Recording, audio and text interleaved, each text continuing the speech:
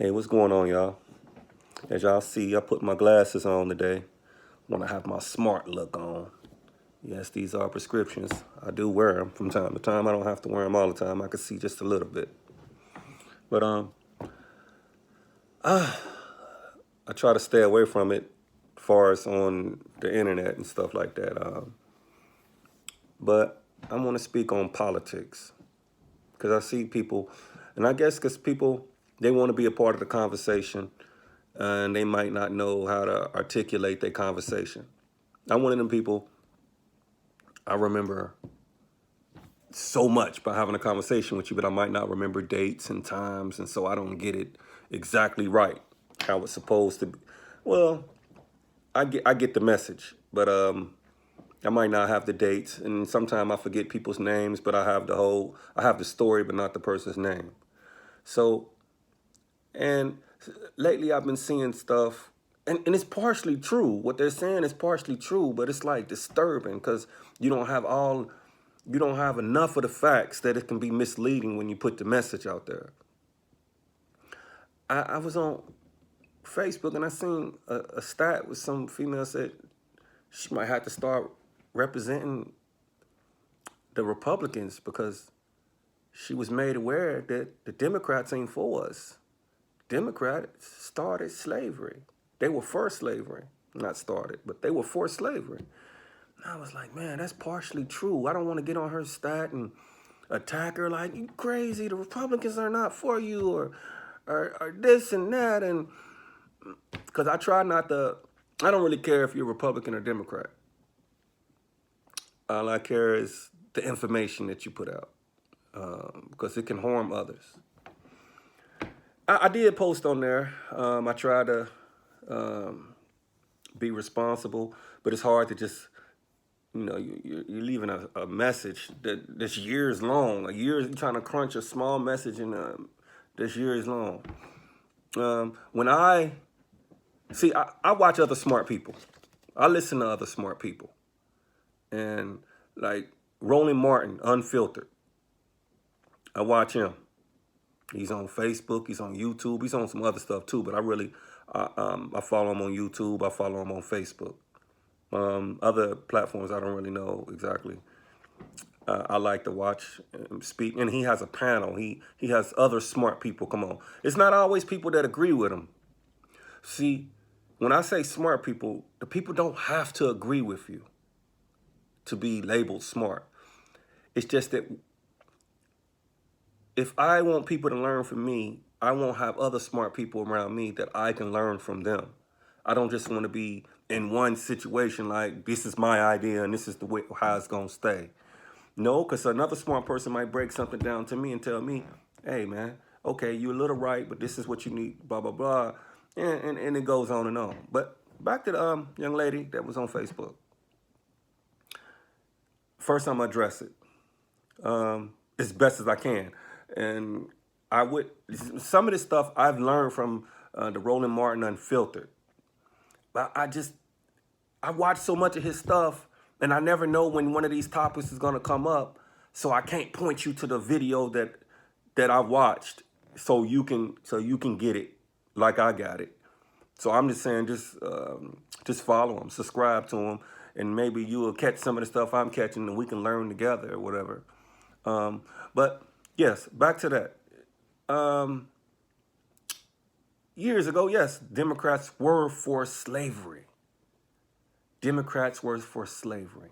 But as Roland Martin broke it down, there were two sides. There were, I don't know if it was North and South or whatever, but it was two sides of the Democrats. It wasn't just one party.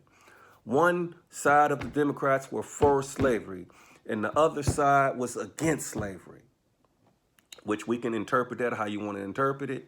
You could say, well, it could have been some racists trying to control the narrative, like this is how we want things. Come on, agree with us or whatever. I can't even get to that. I wasn't there. I'm just stating some of the facts. And, again, I can't break it down like Roland Martin breaks it down. But there were some changes that took place. I'm probably skipping a whole bunch of stuff, but I just need to get straight to it because I don't, like I said, I'm just not all that educated in the situation. There were some changes that took place.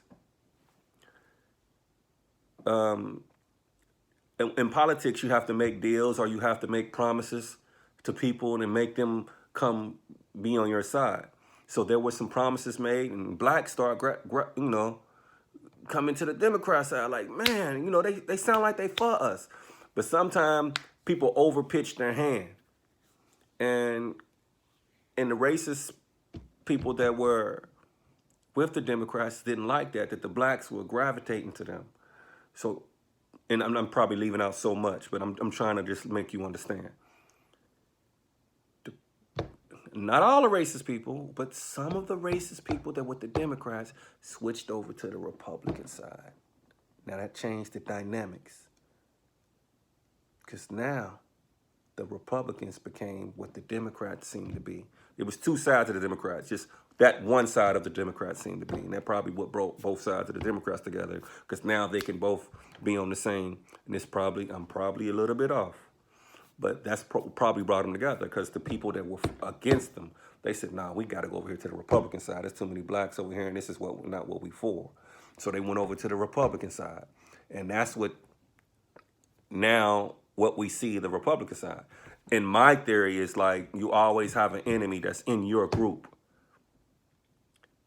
trying to pretend that they're for you, and you're gravitating to them, and this is how they change policies and everything. They'll tell you, no different than what Trump is doing. I love the blacks. I'm for you, this and this. And he's tearing down everything Obama built.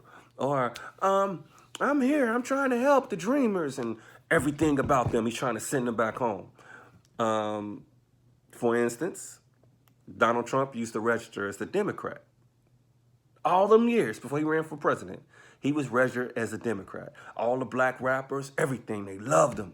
They was like, this rich guy don't care about nothing. He used to hang with the black people, the black stars and everything. As soon as it was time to run for president, he switched over to Republican. You see what I'm saying? Just because they say they're with you, they're not. And we don't know all the time. We don't know. But we all can't just be on some Farrakhan shit like, okay, I don't know if you're with me or not, but fuck you because you don't look like me. Everybody have a different stance, which I respect Farrakhan. So don't get that wrong. I respect him. It's just, I'm trying to go. I don't know. I'm like in between Farrakhan and in between Martin Luther King, trying to come at a different type of way so people can understand me. You just can't chase everybody away. You got to work with people. Which he does work with people. I'm gonna get off of that because that's a whole nother. You got to read, you got to study to understand people like him. That's a strong man. Okay, but so yeah, Donald Trump was registered as a Democrat, but his actions show we know he's not a Democrat. He's against anything that's. He's a different type of character because technically he's not just against black, but he has racist bones in his body. He's against anybody that doesn't have money. You can be white, Mexican, Indian, black. If you don't have money, he basically putting up the middle finger. So when we get to talking like, oh, he's racist. Yes, he's racist, but it's like different layers to him. So it's hard to talk to somebody about him unless you can break it down in layers that the people will understand. And some people are not critical thinkers, so you can't go that deep with them. So you just got to say, yeah, he's racist. He's not for you. When it's really a lot more to it. When he dislikes poor white people too. But he knows how to rile them up and get them, yeah, Donald Trump cares about us. Donald Trump going to pay you that $8 an hour and get on your way. He ain't going to try to help you get rich. He's going to pay you that $8, $9 an hour and get on out of here, no matter what color you are. So that's a different type of character. Yeah. So when the point I'm trying to make is, yes, slavery was viewed as okay for one part of the Democrats. They were viewed as okay. So I don't want, I hate it when people just be like, yeah, the Democrats, they was against y'all. They wanted y'all to be in slavery, but here y'all are still with the Democrats and voting for the Democrats. Okay, yes, but you got to break it down for people. Or when somebody used the term, Africa used to sell slaves. They would sell, y'all own people sold y'all. It's always some truth to it.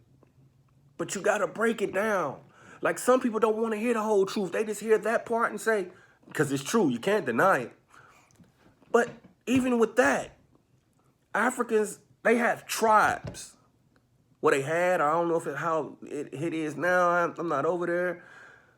And the tribes used to go to war, kill each other, like, for beef, no different than people in New York or California. When they have beef, they go to war. Like, they go to war.